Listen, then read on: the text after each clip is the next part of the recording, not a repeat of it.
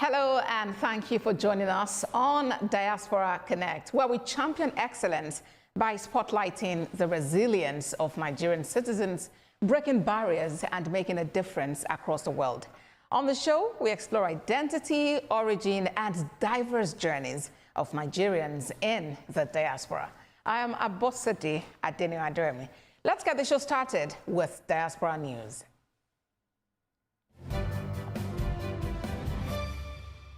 In Diaspora News, the Chairman and Chief Executive Officer of the Nigerians in Diaspora Commission, NIDCOM, Arobieke, has commended Australia for 5 decades of celebrating indigenous culture through NIDOC Week, describing culture as a foundation of nation building.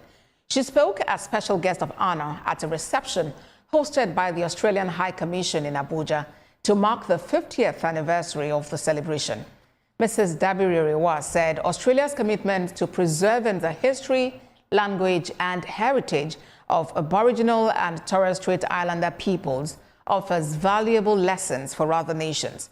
She noted that Nigeria, with its rich cultural diversity, must continue to preserve its traditions, stressing that culture remains a vital asset for national identity and development. The Australian High Commissioner to Nigeria, Leilani Benjuda, said the relationship between Nigeria and Australia extends beyond diplomacy and trade to shared values, cultural exchange, and people-to-people ties.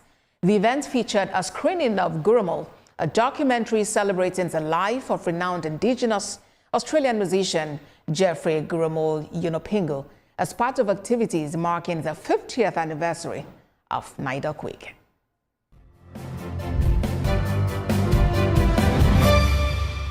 Now, what we do on Diaspora Connect is connect you to your roots. So let's check out these fun facts on our Did You Know segment.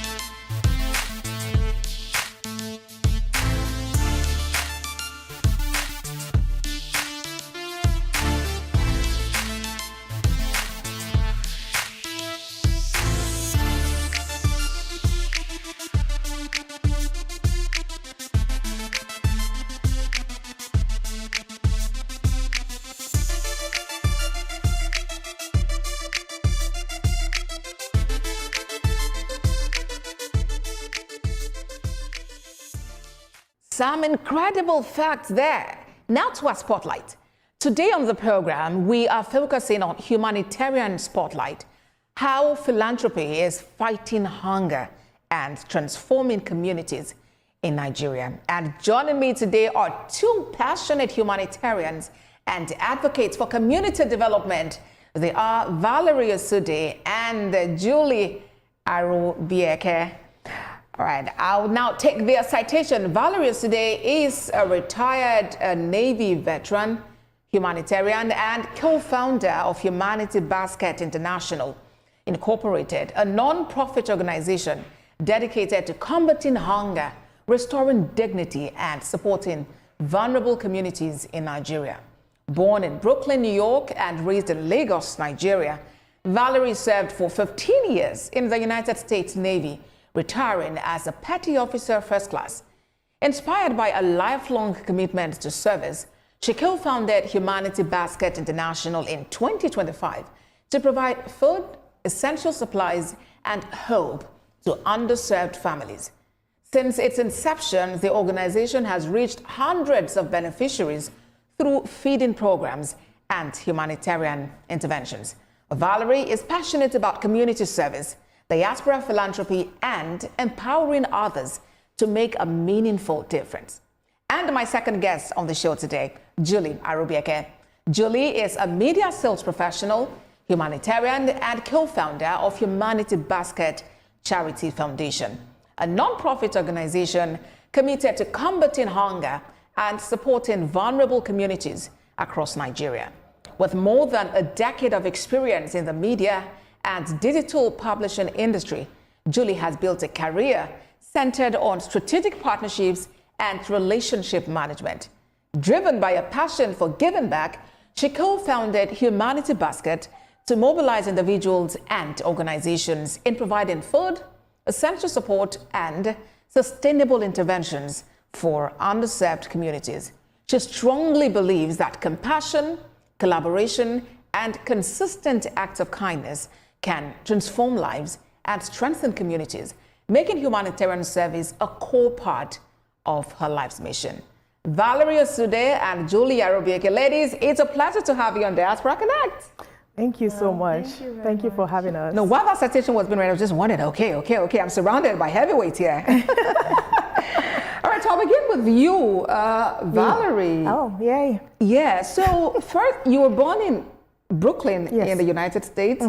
And you, not just that, you've had to serve 15 whole years in the U.S. Navy. Yes. Okay, so maybe first I should, just dump my heart or something. Salute me. Salute you for, for that service. So talk to me about that. How was it? And then how did you eventually get to now meet Julie for you to be doing this incredible work? It was, I guess I would say it was eye-opening, I guess, because when we're in the Navy, when we travel and go out to different countries, we also do humanitarian work there. We've been to the Philippines, we've done humanitarian work there. We've been to Oman, we've done humanitarian work there as Navy sailors. So that is something. And Julie, I've met her, we've been friends since GSS3, so I know. So let me move it back to Julie now. How have you managed to sustain this relationship across borders? We keep in touch. For a while, we weren't talking because, when she moved back to the United States, it was the era where the internet was not so popular, and we created an email account and we'll be dropping emails for ourselves in an email box. So that was what we did then. Over the years, with the advent of the internet and everything, communication became seamless. So this relationship has lasted for how long now? It's been 20 something years. So you folks should be celebrating an anniversary. What's the anniversary? Well, the anniversary of the fact that, you met and now you're doing something. Okay. Humanity Basket is running. All right. So it's really incredible when you find women doing things together, because you think, we're all females in the studio. And when you think about that statement that women, you are the enemies of the other women. Women don't support women. But here we have women supporting women. Yes. How have you managed to sustain that, Valerie? How have we? By the grace of God. No. The supernatural. No. But no, by the grace of God, and because we gel so well together, we complement each other. I don't think we've ever fought about anything. So we just when we have disagreements, we talk about it and we work through it and we move past it. All right. Yeah. So how did you decide on founding Humanity Basket? How did you unite in that? This is something we both need to take up. Okay, it all started with Valerie sending things down to Nigeria. She would send clothes, shoes, and stuff, and we would take it to churches to distribute it to children in the churches and women who don't have stuffs in churches, for them to have good clothes to wear and stuff like that. Then I left Nigeria for London for a couple of years. Then I came back. Then when I was back, it wasn't like I left. Things were a little bit harder than. Then I was like, why are things so expensive? Why are there a whole lot of people banging on your window while you're driving? And all they will be saying, they don't even say, give me money. All they'll be saying is, give me food, give me food. I'm hungry, madam, I'm hungry. Then I was like, okay, I'm going to do something about it. Then I spoke to somebody and I was discouraged. They were like, do you want them to follow your car home? Do you want to go and be doing as if you have money? You don't have money. Don't let them come and kidnap you or do something. So I was a bit discouraged then. I decided to do it behind everybody's back and not tell anybody. So I just dedicated 20% of my earnings to providing food at the end of every month. I just pick a community, I will go there. Then one day I was like, okay, I need to talk about this with somebody. I was like, okay, let me tell Valerie, she will laugh at me, let her laugh. So I called, I was like, oh, look at what I'm doing. I did speak about this with so person, and this person said this and that. So I decided to do it codedly on my own. And then I was expecting her to laugh, but then she was like, wow, you're doing this. I want to do this with you. You know, I send in clothes. That was the idea I have. I've always wanted to do something like create an NGO so we can do this. Oh, since you're providing food already and I send in clothes, oh, let's merge the whole thing together. So we catered to both food and clothes, and that was how we came up with the idea. That's amazing. Wait, let's backtrack a little bit. Okay, let's take it back. I was wondering why, because she used to tell me, I don't have money, I don't have money. I was wondering why she didn't have money. I'm like, didn't you just get paid? Why? Where's your money? Really? Not knowing she dedicated 20% of that. So then that was when she came out right to tell me and say, oh, this is what I'm doing. And then I'm like, oh, I want to do that. That's this is something is close and dear to my heart. I like giving back. I've seen the hunger in the land. I've seen all of that. So I'm like, yeah, let's do it. And that's amazing. That's how we kind of started, and we just been using our money, our funds to grow the company. That is incredible. And how did you come up with the name Humanity Basket? How did we come up with the name? Wait, don't say that. Hey, confession time, please. No. Confession time. No, to be very serious, be serious. We brainstormed. We were first using ChatGPT and we weren't getting a name. Then I was like, what would appeal to what we are doing exactly? What exactly are we doing? Then she was like, we are humanitarians. Then I was like, that's it, humanity. We are catering to humanity. Then we came up with the name Humanity. So how did Basket enter humanity? Basket entered through food. We're like, what are we catering with? Food. I was like, okay, what do farmers do with food? They put it in a basket. So that was how baskets of food. But that was after spending almost 30 minutes on ChatGPT. Wow. We could not come up with anything. Wait a minute. Wait a minute. Yeah, that is the top of the project. Okay.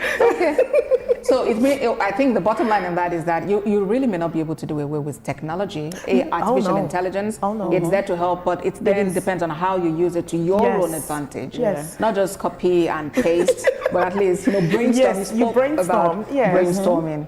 All right. So this kicked off in 2025.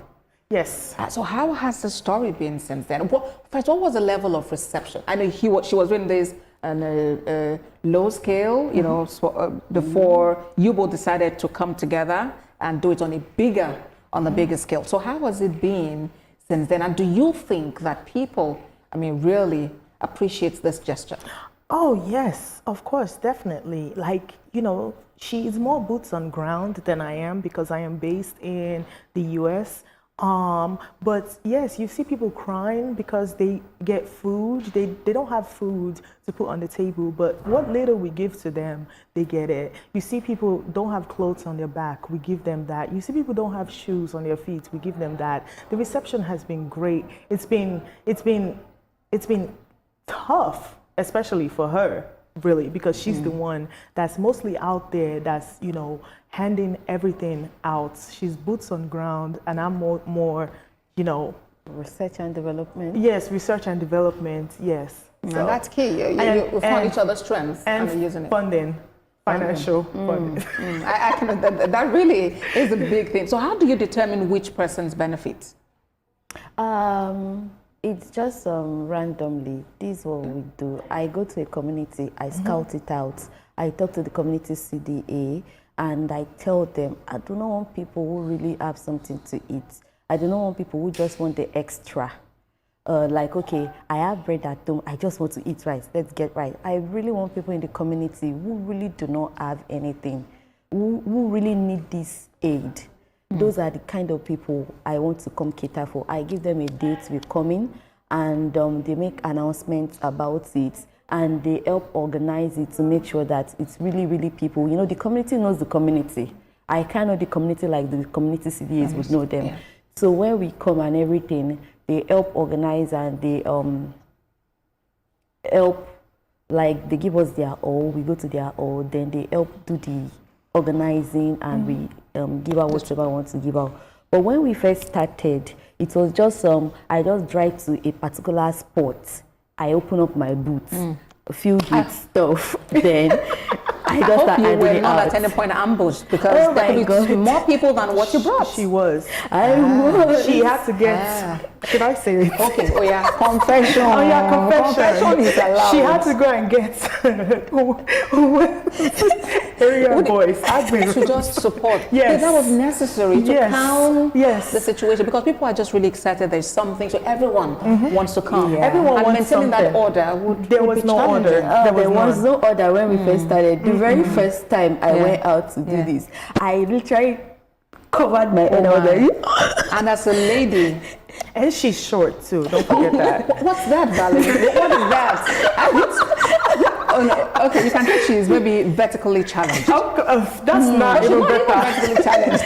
That's not better. so I just had to like take cover and cover my like head and Wow. like Wow. I then can imagine that I got the area boys around. They were very helpful, by the way, very, very helpful. I mean, and they helped with control money. the crowd. with money. Yeah, but I think that but they're needed, and they were able to do the work. Yes. Right? Yeah, they so were somehow able you also to. provided them a source of employment. Yes. at least Yes. while that lasted. Yes. And there's a way you could even incorporate them into what you do. I don't know how you now go about it, but you of course, because security cannot be taken out of what you do Exactly. per time. Yeah. Let's get to another part of this. You began this in 2025.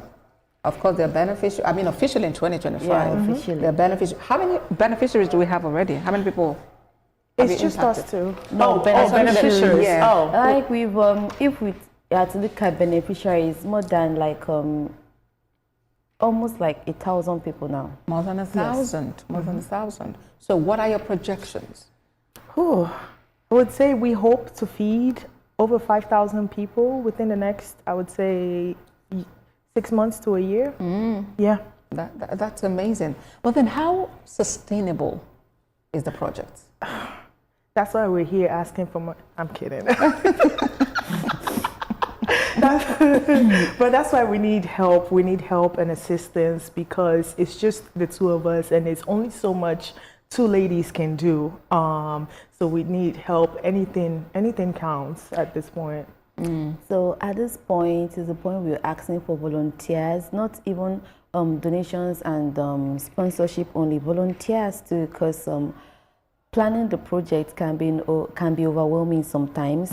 Meeting deadlines, we want to do it at this date, running around, then at the end of the project I end up falling sick because it's a whole lot of work to do. And having volunteers come in to say, okay, we're volunteering, we want to be there to control crowd for you on that day, we want to be there to share this for you on that day, we want to be there to help source for the materials we want to share. So it wouldn't be just us two always managing the whole process till we get broken down. So that's why we're asking for sponsors, we're asking for donations. You have good things like good clothes, things you treated with love that you can give out, you bring it on board. You have money, you want to support feeding people, bring it on board. You don't have money, but you want to put in your services, you're welcome. That is great. That is great. And at the moment you're serving Lagos, the residents of Lagos. Are you hoping to expand beyond Lagos State? Yes. Okay. We hope to expand beyond Lagos into other states in Nigeria and into West Africa also. Matter of fact, we also have there's an international part of it in California. Okay. And this is a subsidiary of it. So we're helping in 2 continents right now. All right. I know sometimes people wonder, do people in California actually need help? Of course, they're homeless people in Yes, California. Because sometimes it's just that thought that, hey, I thought they were there, so I think everyone You need should to be visit okay. and see the homelessness sometimes. That was a culture shock for me. I saw Igbo begging. And it was surprising. And it was surprising. Yeah, so it means that really surprising. the world needs help. The world needs help. And the world needs people who would grab that challenge and run with it like it's their own vision and exactly. provide that solution Yes. that is needed. You mentioned that you are more boots on ground than Valerie. I mean, Julie's more boots on ground. So how did you, and you also mentioned earlier that at some point you had to be in the UK. But are you fully back in Nigeria? Is it a case of Jackpada? Is it Jackpad and Jackpada? What is exactly happening? I'm not fully back in Nigeria. You know, I work with one of the biggest guitar publishers in Nigeria. So I had to like shuttle UK and Nigeria. My family lives in the UK, and so I have to shuttle in between UK and Nigeria because I do have some work project I need to oversee here, and so I come on ground. Sometimes I'm like 3 months in, 3 months out. Okay. So that's how I rotate it. Okay, so you people really need to have boots on the ground. Yes, exactly. You need to call for for volunteers, call for application because the project should move on. And then, when projects like this happen, in what ways do you think that perhaps government can help? Because sometimes you who go to the communities see these things. Yes, there are government agencies that perhaps should oversee, some of these projects as well, but they might not be able to see it from your own perspective as citizens, neighbors who are who live their everyday lives with these other people who are in need of it. So in what way do you think that government can actually step in and make the situation better? I would say grants, maybe, funding, maybe. I'm not quite sure how the government system works here, but in California, I'm looking for more grants and more like government funding, federal government, military, if possible, like they can fund and help out, and then I'll transfer it over to the subsidiary over here to help out over here also. So we're looking for funding to sustain from the government. At the end of the day, when you're asking somebody to help you, you have to show that person what you've been able to do. So that's when the person believes in whatsoever you're doing. So also the government, when they are able to see the impact we are making, when they see that we are getting to those voiceless people that they might not even know exist, that they would not reach. Government is like an area view, like helicopter. Then down to the people, we are the people that sees what's happening on the floor. The reporting channel before it gets to the government, but we are really seeing what's happening on ground. So that's where we appeal to the government that in terms of sponsorship, like they have a program, like we have a program probably to feed people in the grassroots. If the government comes in, partner with this program, they come into partnership with this program, trusting on our research and technical know-how of how to distribute these things. They partner with us and join us in reaching these people and giving out this aid. We are actually looking at a situation whereby we don't just go, this community in a day, randomly, feed them for like a day or feed them for like a week, they feel that relief for a day. We are looking at a system whereby the government can come in, then we work. There was something I saw outside the country whereby on a monthly basis, they have fundings for people who are homeless, jobless, can't get food. That's true. Like there is a monthly allocation for them that every month we give them this amount of food to sustain them. It might not sustain them fully for the month for them to eat till it gets to their throat or something, but it will keep them alive for the month. Yes. And that's our sustainability that I was talking about, because it's possible to feed someone, they feel good today, but what happens to them tomorrow? So I'm glad that you're looking in that direction. Okay, so obviously now you both are in the diaspora, but of course you still come home to do stuff. So those times when you were out, Valerie, what do you miss the most about Nigeria? The food. Which one? Which of the food? The food. Pounded yam. I miss amala. Pounded yam, ke. Amala. I miss amala and begiri. And they will do amula. Yes. With all the. Matter of fact, after this, we're going to Amala Yahoo. Okay. Well, you do need to have some amala. It's good for your health. Is it? Yeah, it is. And you sweat it out while eating. All right, so what about Julie? When you're out, what is that item you miss the most? When I'm out, I'm just this core Nigerian that I could not assimilate to the food there. So I visit African store a lot and I buy Nigerian food.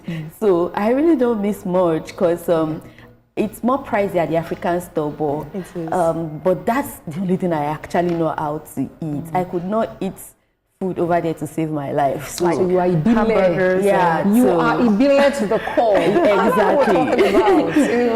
You eat hamburgers and hot dogs and all that. I know Valerie is in on all of those because I can see it written all over you. You can. She keeps telling me, Julie, you need to assimilate. You need to assimilate. I do tell her that. I'm old already for crying out loud. To start assimilating an old dog new tricks now. You can't do that. But I'm glad how that you are opposite in some, is it thoughts? But then somehow you're able to unite on this project. Yes. And maybe it's that, is it physics when they say opposites attract? Yes. So you have this idea, no, I want to be very foreign. I want to be very indigenous. So how do you reach a middle ground? So I commend you both. Thank you. I commend you both for that. Thank you. And then I really can't wait to see what Humanity Basket becomes. So Yes. I'm wishing you both the best. And I want to thank you again for taking this as a personal task. Thank and you. for doing it, implementing it, executing the work as passionately as you can. Thank you. Valerie, Osude, and Julie, Arobieke, co-founders of Humanity Basket. Thank you so much, ladies. Thank you. Thank you. Thank you. As we wrap up the show today, I think the key word to take away would be the motto of the Humanity Basket. It takes nothing to be kind. Be kind just for the sake of being kind. Be kind for the sake of humanity. And if everyone goes around with that mentality, we will have a kind world where peace and justice reigns supreme. Well, that is our show for today. Until the next time, keep exuding that glow of a true Nigerian, the unbeatable Naija spirit. I am Abosede Adeniran Aderemi. I will see you again. Bye for now.